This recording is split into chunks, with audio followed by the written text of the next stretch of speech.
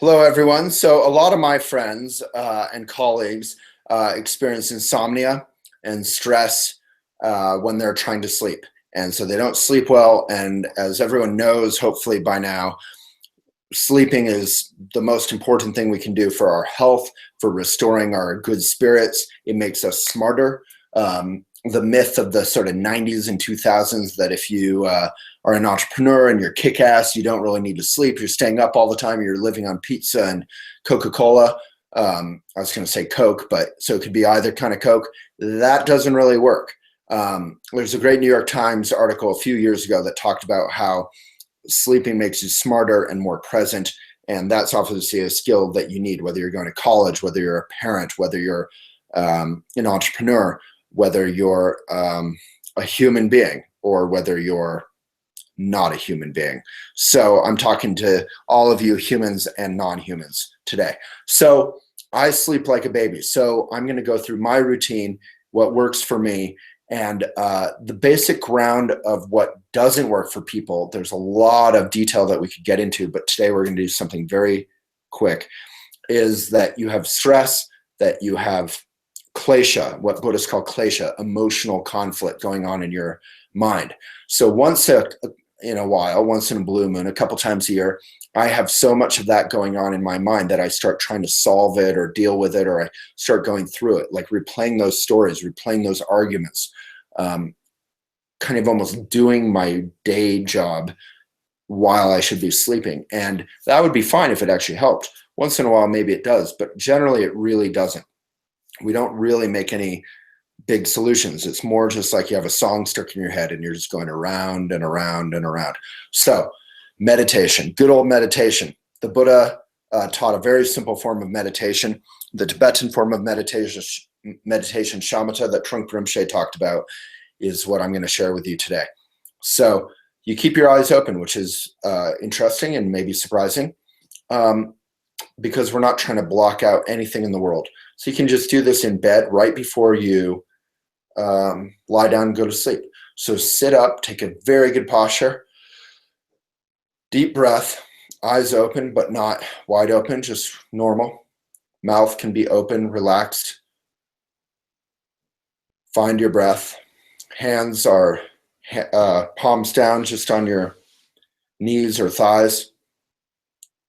It can help to have a little pillow beneath your tush so that you aren't all slumped and crunched.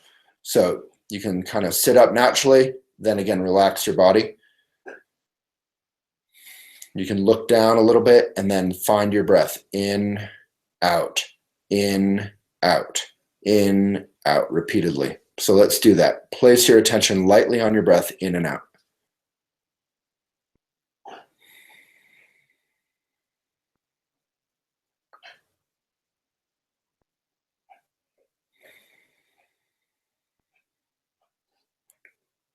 So it doesn't take long before I start having thoughts.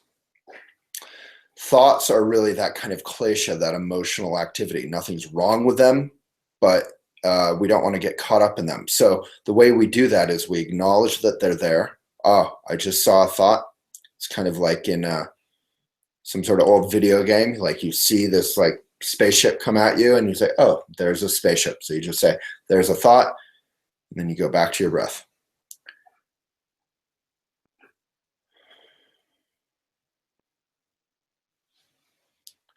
If you're doing it right, you'll feel your shoulders, your body, your breath naturally open up and relax. So what you do is you acknowledge the thought, you return your attention to the breath. You can acknowledge the thought by simply saying thinking. Ah, I'm thinking. So you just label that thought. You don't label it as bad or good or evil or horrible or great or brilliant or anything. You just label it thinking. So as Trungpa Rinpoche says, it can be a thought about milk and cookies, or it can be a thought about murder. It doesn't particularly matter. We're not getting caught up in the content of the thought. We just label it thinking and return to the breath.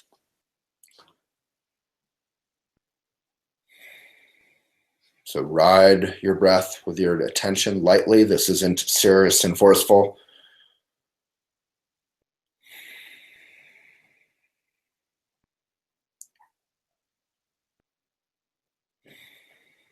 And before you know it, you'll find yourself somewhat present with your breath in and out.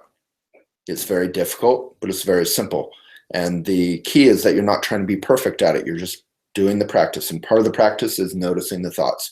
So we're not looking for enlightenment. We're not looking for a clear mind. We're just simply looking for an awake mind. You're awake to the thoughts and coming back to the breath. And ironically, this will allow you to be completely relaxed. So this isn't the awake that coffee gives you. This is the awake that R&R, that relaxation, that being present gives you. And then when you do that, you can bow, dedicate the merit of your day. You can think about your day for a second, what happened, good or bad, happy or sad, dedicate all of it to the benefit of others. And then lie down, make sure you're comfortable. I have a lot of neck and back tightness from computer stuff. A friend told me to roll a towel somewhat tightly but softly and put that beneath my neck, whether I'm on my side or on my back, and that has changed my neck and shoulders. Amazing. It's totally changed my life. I wish I knew about that 10 years ago. A little stretch before bedtime can be nice. Reading briefly before bedtime can be nice. A lot of people say keep food and movies out of your bed. I agree with that for the most part, although I certainly watch movies and eat my vegan Ben and Jerry's in bed. So I don't have super strict rules about it. I sleep like a baby, but we have a lot more blogs on this. If you search insomnia, meditation, mindfulness on Elephant, there's also some natural herbs you can take that will help you fall asleep. There's a great one if you search on Elephant, Natural Remedies for Insomnia by Brigitte Mars. All right, hope that was a benefit, and it's great to see you again. See you soon.